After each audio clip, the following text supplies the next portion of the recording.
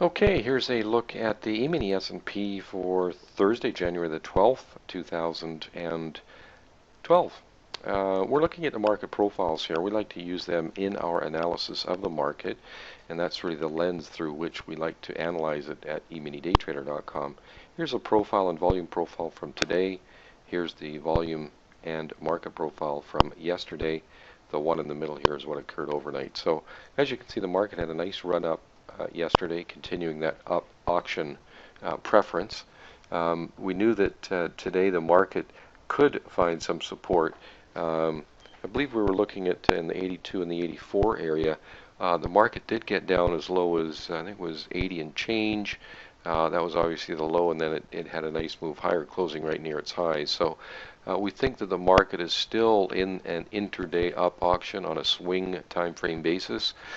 And if the market can hold in around the 90 area, it could have a strong move tomorrow. It certainly has that potential. There is consumer sentiment numbers to be released at 9:55 in the morning, and we'll be taking a look at that to see what kind of reaction occurs at that time. If the market overnight, however, does dip below 90, then really the next level we're looking at is 86 or 84.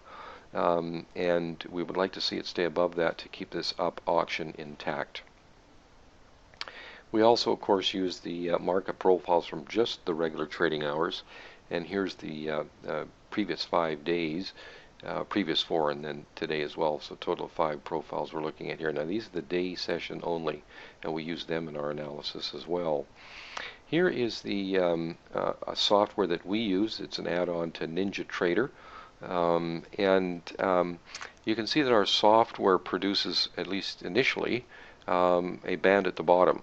And whenever it's red like this, or earlier in the day like this, it's more of a short preference that we have on an intraday basis. And that's one of the 3 major components that we look at for any trade that we're going to take. If it's gray, it's neutral, really no intraday bias, and if it's green, then the intraday bias or bias within the day is bullish.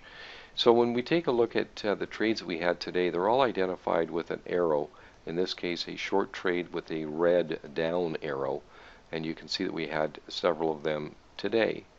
Of course, we didn't take them all, and then we also have long trades as well, and they're identified here with the blue up arrow.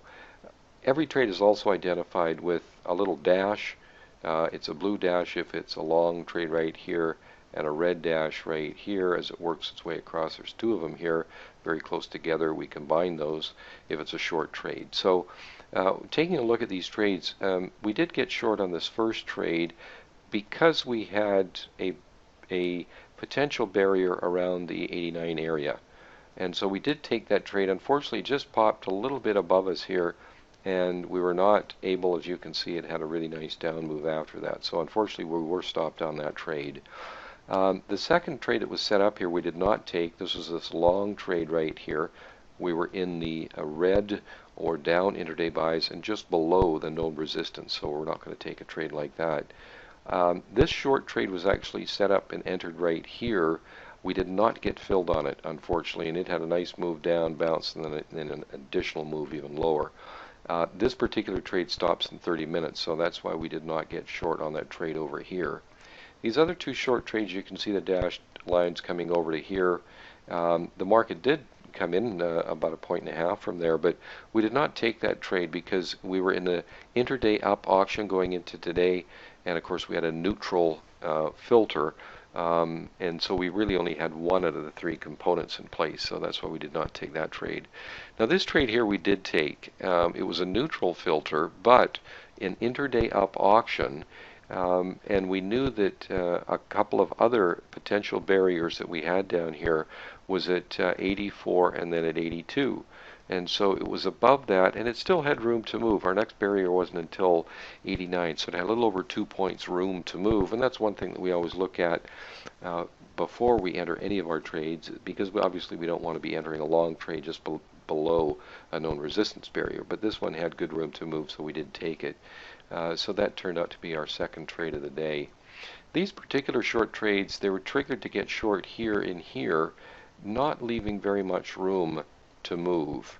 even though the filter was red, and that's why we did not take those trades. So we just had the two trades today. One we were stopped on, one we had a nice profit. That particular trade, I think, moved for us about 3.5 points, 3.25 points.